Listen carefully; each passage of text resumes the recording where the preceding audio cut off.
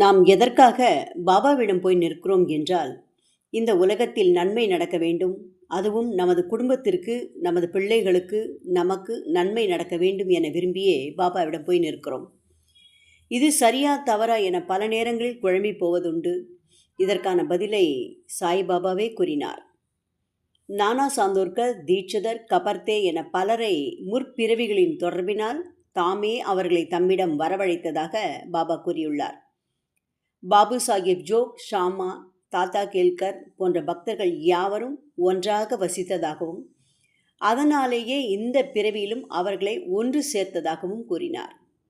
ஒரு பக்தர் கபர்தே, தீட்சிதர் போன்றவர்கள் தங்களுடைய உலக நன்மையை கருதியே உங்களை அண்டி வந்திருக்கிறார்கள் என்று குறை கூறினார். இவர்களை போன்றவர்கள் பணம், பதவி, பொருள் போன்றவற்றை நாடி வருகிறார்கள் என ஆட்சேபித்தார். பாபா அவரை தடுத்து, அவர்களை அப்படி ஆட்சேபிக்காதே, எனது பக்தர்கள் முதலில் அவற்றை நாடியே எம்மிடம் வருகின்றனர். அவர்களுடைய ஆசைகள் நிறைவேறி வாழ்க்கையில் சுகத்தை கண்டவுடன் எம்மை பின்பற்றி ஆன்மீக துறையிலும் முன்னேறுகிறார்கள்.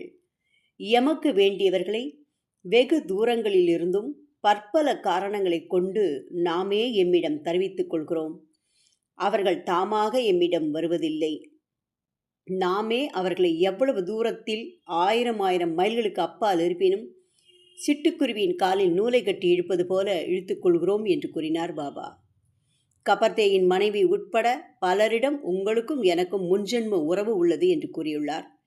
இப்போது நீங்களும் நானும் பாபாவின் பக்தர்களாக இருக்கிறோம் என்றால் அதுவும் முன்வினை பயன் காரணமாகவே அவ்வாறு இருக்கிறோம்.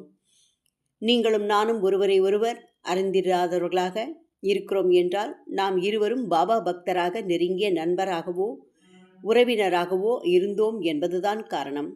இந்த காரணத்தால் தான் நீங்கள் நன்றாக இருக்க வேண்டும் என நான் நினைக்கிறேன், நான் நன்றாக வாழ வேண்டும் என நீங்கள் பிரார்த்தனை செய்கின்றீர்கள். நாம் இருவரும் மற்றவர்கள் வாழ வேண்டும் என சாயின் சேவை செய்து வாழ்கிறோம். ஓம் சாய்ராம்.